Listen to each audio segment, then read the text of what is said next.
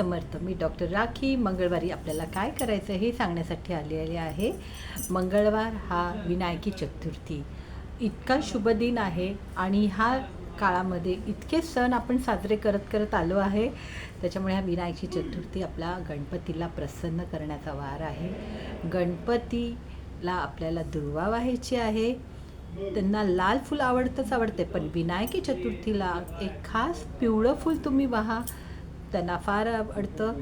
त्याचप्रमाणे 5 इलायची, 5 लवंग तुम्ही गणपतीला वाहा आणि आपल्या इच्छा पूर्ण करण्यासाठी त्यांना सांगा.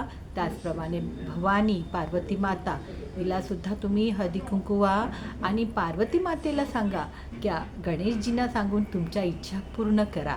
कुणाला नोकरीसाठी करायचे किंवा त्याच्यामध्ये प्रमोशनसाठी करायचे, कुठे कुणाचे पैसे अडकले असतील किंवा कुठली बिझनेसमध्ये कामं थांबली असतील, याच्यासाठी तुम्ही हा उपाय खूपच चांगला आहे आणि तुम्ही हा नक्कीच करा.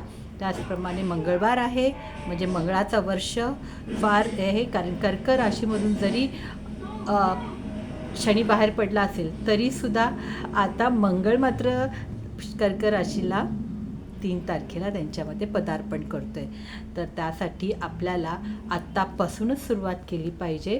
तर मंगळवार आहे, गव्हाचं दान करा, गुळाचं दान करा, चणे आणि गुळाचा भोग लावा किंवा प्रसाद द्या, लोकांना वाटा. गणपतीला प्रसादामध्ये गूळ आवडतं, तर गूळ तुम्ही त्या प्रसादात घ्या आणि सगळ्यांना वाटा.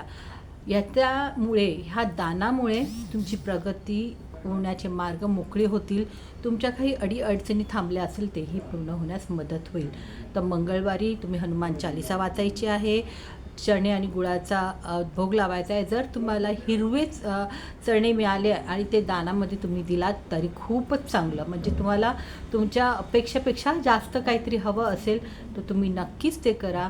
आणि प्रत्येक मंगळवारी माचीस दानामध्ये द्यायला विसरू नका. बजरंग बाण, परत हनुमान चालीसा, गणेश स्तोत्र, गणेशांची 12 नावे हे करायचंच आहे. आणि आपला मंगळवार अगदी विजयी भव याचा असला पाहिजे. त्याच्यामुळे हे उपाय नक्कीच करा. तुम्हाला खूप असे फळं देणारे हे उपाय आहे. श्री स्वामी समर्थ.